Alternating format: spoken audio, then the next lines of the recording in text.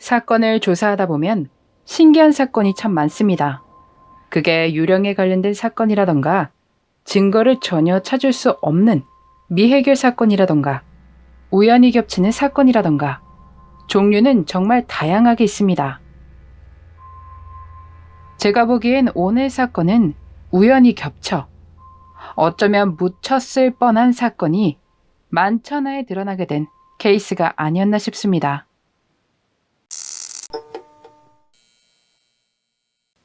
(1935년 4월 17일) 시드니 해변가 남쪽에 위치한 바다에서 한 어부가 타이거 샤크를 잡았습니다. 상어가 나오다 보니 공격성이 궁금해서 찾아보았습니다. 1위는 백상아리, 다음은 2위로 타이거 샤크가 차지하고 있었습니다. 한국에서는 뱀상어란 이름을 가지고 있습니다. 호기심이 많아서 서퍼들이나 사람들이 수영을 할 경우 공격성이 올라간다고 합니다. 다시 사건으로 돌아와서 타이거 샤크를 잡은 어부는 근처의 수족관에 그것을 팔았습니다. 사람들의 관심이 쏠릴 수밖에 없었습니다. 그 당시에 상어로 인한 사건들이 일어났었고 사람들은 두려워하고 분노한 상태였습니다. 수족관에 상어가 있다는 입소문을 타고 사람들은 다음 주 주말 첫 공개를 기다리게 됩니다. 상어는 묻어난 듯 보였습니다. 잘 헤엄치고 움직이고 먹이도 잘 먹고 별 이상이 없어 보였습니다. 그렇게 시간이 조금 흐르고 상어가 이상한 모습을 보이기 시작했습니다. 스트레스가 한꺼번에 몰려오기라도 한 것일까요? 상어는 왔다 갔다 안절부절하지 못한 모습으로 수족관 안을 헤엄쳐 다녔습니다. 사람들은 그런 상어의 모습을 괴기스러워하며 두려움에 떨었고 말입니다. 그렇게 한참을 왔다 갔다 하던 상어가 속을 개워내고 사람들은 경악하고 비명을 질렀습니다. 이 사건의 이름은 상어팔 사건이 됩니다. 사람들은 상어가 잡히기 전에 해변가에서 놀던 사람이 잡아먹힌 것이라고 생각했습니다. 팔은 전문가에게 보내지고 검사를 받게 됩니다. 그리고 팔의 단면이 상어의 이빨에 의한 것이 아니라고 확인됐습니다. 이것은 사건으로 분류됩니다. 상어의 위액이 얼마나 분해를 시키는지에 대해 조사하고 대략 8일에서 18일 정도를 뱃속에 담고 있었던 것으로 추정됐습니다. 근데 그런 것 치곤 상당히 상태가 좋은 상태였습니다.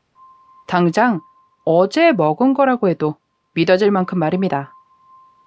팔에는 권투를 하고 있는 타투가 있었습니다. 이 사건은 신문에 실리고 많은 사람들이 읽게 됩니다. 그리고 경찰에 에드윈 스미스라는 사람으로부터 전화가 걸려왔습니다. 에드윈은 그 팔의 주인이 자신의 동생일 것 같다고 알렸고 경찰은 손에서 지문을 채취한 것으로 팔의 주인이 짐 스미스라는 것을 알게 됩니다. 스미스는 권투 선수이기도 했으며 현재는 파산한 상태였고 불법 도박을 하던 사람이었습니다. 그는 친구인 패트릭과 한 호텔에서 술을 마신 것이 마지막으로 목격됐습니다. 패트릭은 위조를 전문으로 하는 사람이었습니다. 아무튼 두 사람은 술을 마시고 패트릭의 오두막으로 함께 돌아옵니다. 그리고 다음날 패트릭은 택시를 불러 노스 시드니에 사는 사업가 레지날드 로이드 홈즈의 집으로 향했습니다. 홈즈는 그 지역 사람들에게 명망 있는 사람들에게 나름 존경받는 회사를 운영하고 있었습니다. 하지만 사람들이 아는 것과는 다르게 약물과 여러 가지 물품들을 밀수하며 밀수 조직을 운영 중이었습니다. 그 조직에는 스미스가 몸이 담겨 있었습니다. 그뿐만 아니라 홈즈는 몇몇 채 보험 사기도 저지릅니다. 보험을 여러 개 들고 유람선을 침몰시켜 사기를 저지르는데 이것에 스미스가 관련되어 있었습니다. 하지만 이 사건은 실패로 돌아가고 맙니다. 그래서 다음 계획으로는 수표를 위조하는 것이었습니다. 브래디는 이 계획에 함께 가담하였고 홈즈의 고객들의 수표를 위조하고 홈즈의 사업체에서 그것들을 현금으로 바꾸도록 했습니다. 지속적으로 하다 홈즈가 위태해졌고 스미스는 그의 명성을 이용하여 홈즈를 협박합니다. 홈즈는 가진 게 많은 자였으니 두려워할 것이라고 생각한 거죠. 그의 마지막 목격이 있었던 사건 당일날, 스미스는 브래디와 호텔에서 카드놀이를 하며 술을 마셨습니다. 그리고 그 후에 브래디가 이사한 그 집에서 스미스가 처리가 됐을 것이라 믿어졌습니다. 지금까지 이야기를 들으시면 생각나시는 게 있으실 겁니다. 이 모든 상황들이 정황일 뿐이라는 것이요. 경찰은 좀 더 제대로 된 증거가 필요했습니다. 브래디와 홈즈에게 각각 찾아가 여러 가지 질문을 했고 홈즈는 브래디를 알지 못한다고 말했습니다. 경찰이 다녀가고 얼마 후 죄책감이 일어난 것일까요? 5월 20일 홈즈는 보트를 타고 스스로 생을 마감하려 했지만 실패하며 물에 빠지게 되는데 손목에 밧줄이 걸리며 목숨을 구할 수 있었습니다. 그런 상태에서 그는 운전이 엉망이었고 다른 배들의 진로를 방해합니다.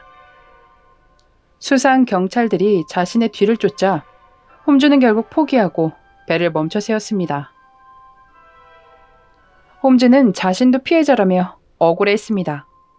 어느 날 브래디가 자신의 집에 팔을 들고 나타나 500파운드를 내놓으라며 협박했고 스미스를 어떻게 했는지에 대해 늘어났다고 말해줬습니다. 그는 브래디에게 돈을 주었고 그것을 받은 브래디는 팔을 두고 돌아갔습니다. 남겨진 팔은 홈즈가 바다에 내다버렸습니다. 그리고 작은 상어가 그것을 먹고 그것을 큰 타이거 샤크가 잡아먹었습니다.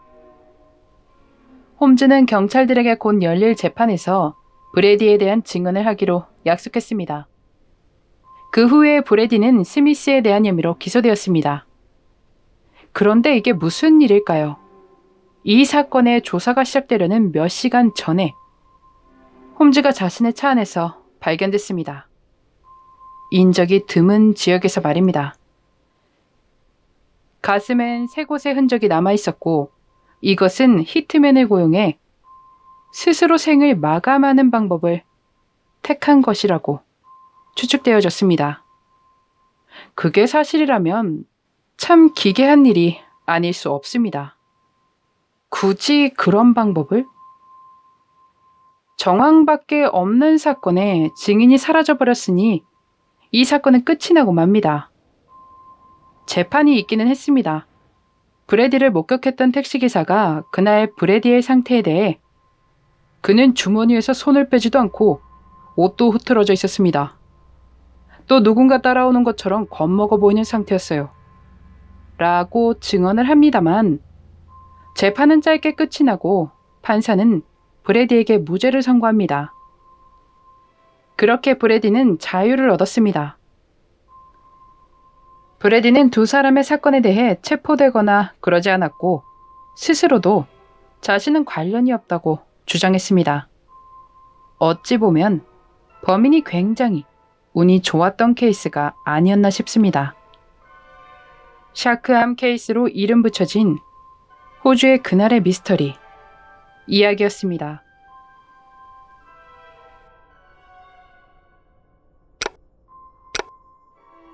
마지막까지 시청해주셔서 감사합니다. 좋아요와 구독은 저에게 큰 힘을 줍니다. 오늘 하루도 수고하셨습니다. 좋은 밤 보내세요.